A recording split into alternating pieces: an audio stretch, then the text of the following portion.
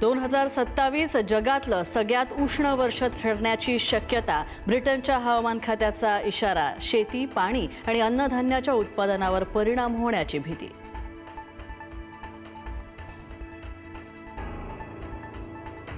शासकीय आदिवासी वसतिगृहातील प्रवेशासाठी वयाच्या अटीला स्थगिती. आदिवासी मंत्री अशोक उईकेंची मोठी घोषणा. उर्वरित मागण्यांसाठी आदिवासी विद्यार्थी आंदोलनावर ठाम.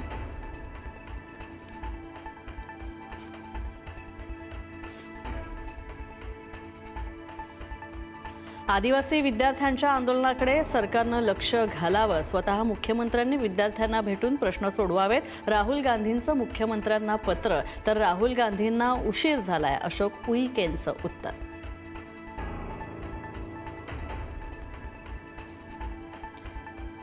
साठेबाजी टाळण्यासाठी बुलढाण्यामध्ये साखर खरेदीवर निर्बंध लादले. एका व्यक्तीला 2 किलो साखर मिळणार. स्मार्ट बाजारचा निर्णय. तर अमरावतीच्या डी-मार्टमध्ये साखरेचा तुटवडा. साखर उपलब्ध होत नसल्यामुळे ग्राहकांची गैरसोय.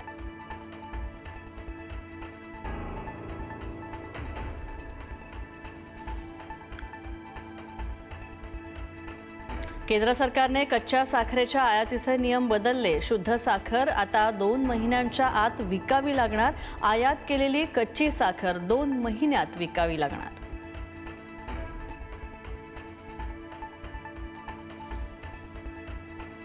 साखर आणि कांद्याच्या वाढत्या किमतींच्या संदर्भात दिल्ली सरकारचं मोठं पाऊल.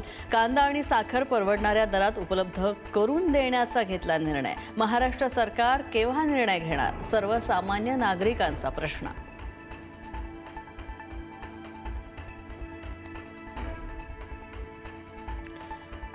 मालेगावमध्ये उपमहापौरांच्या दालनामध्ये पुन्हा एकदा टिपू सुलतानचा फोटो. महापुरुषांच्या फोटो सोबतच लागला टिपू चाही फोटो.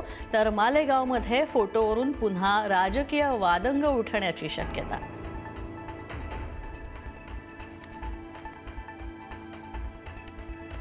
कोल्हापुरात गर्भलिंग निदान रॅकेटवर मोकोका कारवाई. तर राज्यातील पहिलीच कारवाई. टोळी प्रमुख स्वप्नील पाटील गँगच्या 11 आरोपींविरोधात कारवाई.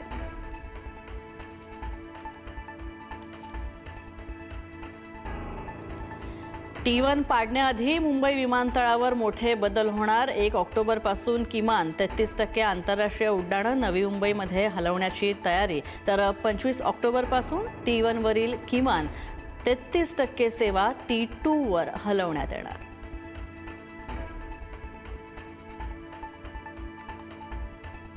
पुण्यात नव्या 4चाकी वाहनांसाठी आता MH12 ऐवजी MH61 मालिका सुरू होणार. आकर्षक नंबरसाठी लिलाव प्रक्रियेला झाली सुरुवात.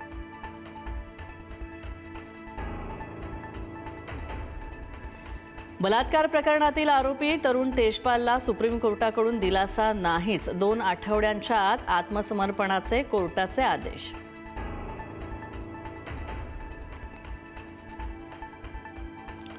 हॉर्मुझचा मार्ग खुला करा. नाकेबंदी हटवतो. अमेरिकेचा इराणला मोठा प्रस्ताव. पाकिस्तानचे आर्मी चीफ असीम मुनीर यांच्यामार्फत प्रस्ताव इराणकडे पोहोचल्याची माहिती.